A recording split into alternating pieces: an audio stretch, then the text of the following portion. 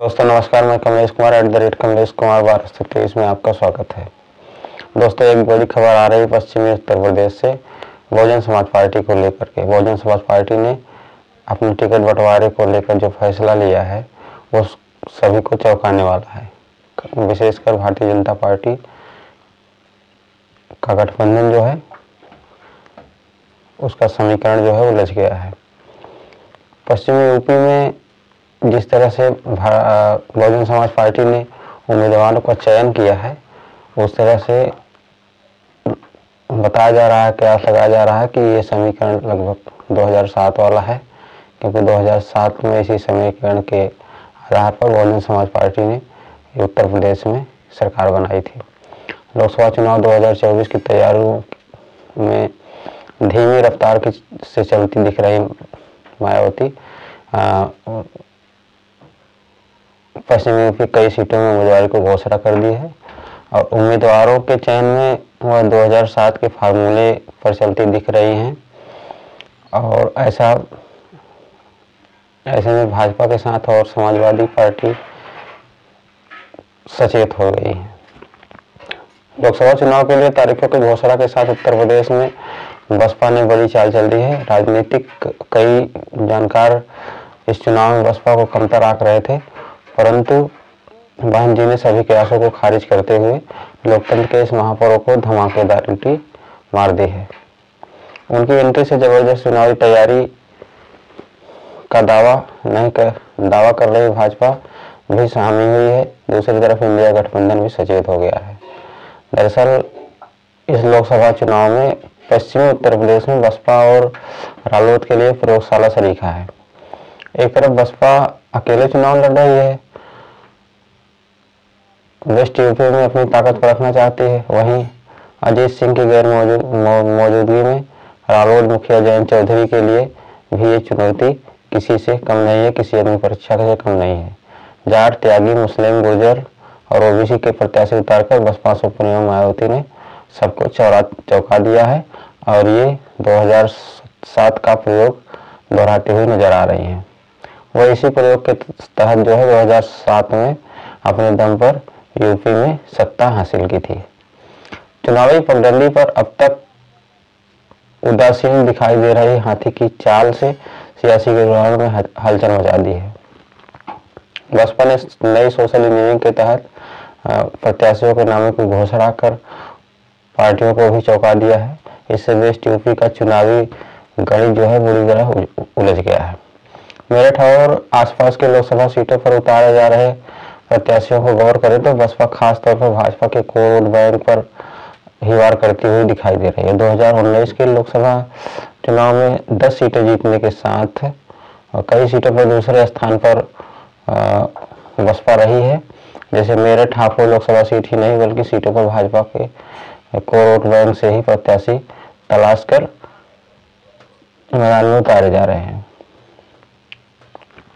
भाजपा की घेराबंदी देखकर मुस्लिम वोट बैंक भी बसपा के बाबत सोचने को मजबूर हो सकता है और इसके मद्देनजर इंडिया गठबंधन ने भी अपनी रणनीति बनानी शुरू कर दी है और अलर्ट मोड में हो गया है। बसपा की सोशल इंजीनियरिंग की बात करें तो जहां मेरठ में उसने भाजपा के कोर वोट बैंक रहे त्यागी समाज से देवव्रत त्यागी को चुनाव मैदान में उतारा है, वहीं बिजनौर से जाट समाज के चौधरी विजन सिंह को मैदान में उतार दिया है।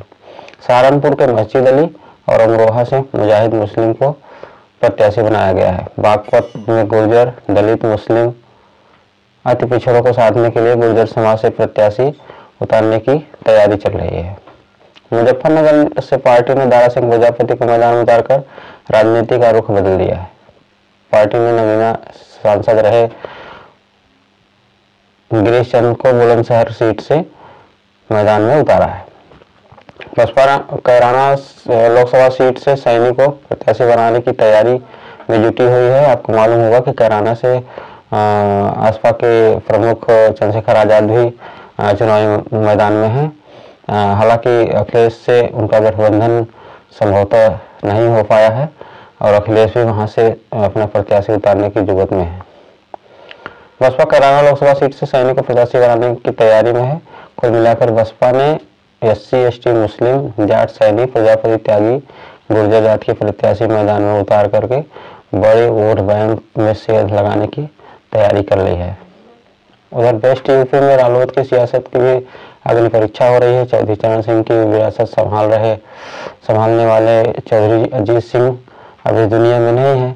अजीत सिंह के विरासत अब उनके बेटे जयंत चौधरी के पास है। अजीत सिंह 2019 लोकसभा चुनाव में सपा बसपा गठबंधन के साथ मुजफ्फरनगर से चुनाव लड़े थे और मामूली अंतर से उन्हें हार मिली थी। जयंत चौधरी के लिए ये चुनावी किसी अग्नि परीक्षा से कम भी नहीं है। उधर वैचारिक, संवैधानिक और मजबूत स्तर पर सीधी लड़ाई सिर्फ बसपा लड़ रही है। हर सीटों पर बसपा द्वारा प्रत्याशियों का चयन महत्वपूर्ण होने वाला है और बीएसपी का यह दांव 2024 में बहुत सार्थक परिणाम देगा, ऐसा लोगों का मानना है, ऐसा लोग मान रहे हैं। सभी बहुजन भाई बसपा के लोगों का कहना है और बसपा इसी तरह से चौंकाती रहेगी। सबको देखना है पश्चिम यूपी में होता क्या है।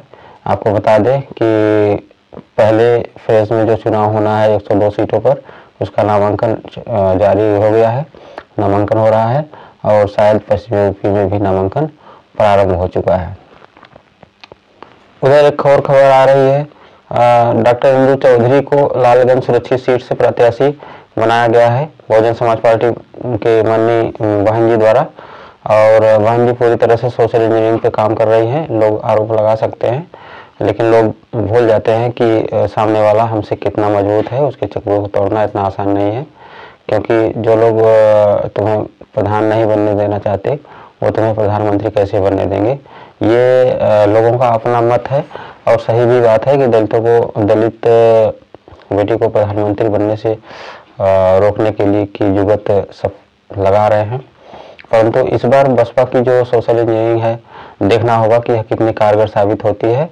और चूंकि बसपा जो है गठबंधन में नया करके अकेले चुनावी मैदान में उतरी हुई है।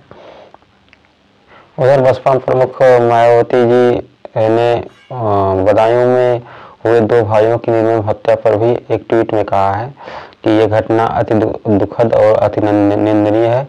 दोषियों के खिलाफ कड़ी कानूनी कार्रवाई जरूरी है ताकि खासकर चुनाव के समय में कानून व्यवस्था का माहौल न बिगड़े और ना ही इसकी आड़ में राजनीति हो सके। ये बसपा प्रमुख बहन कुमारी मायावती जी का ट्वीट है और उन्होंने कहा है कि ऐसी स्थिति फिर दोबारा न आए कि ऐसे हत्याकांड हो या ऐसी बातें हो जो राजनीति को या राजनीतिक समय को प्रभावित करे। ये आगाह किया है सरकार को। देखते रहिए मेरे यूट्यूब चैनल @कमलेश 1230 को। धन्यवाद।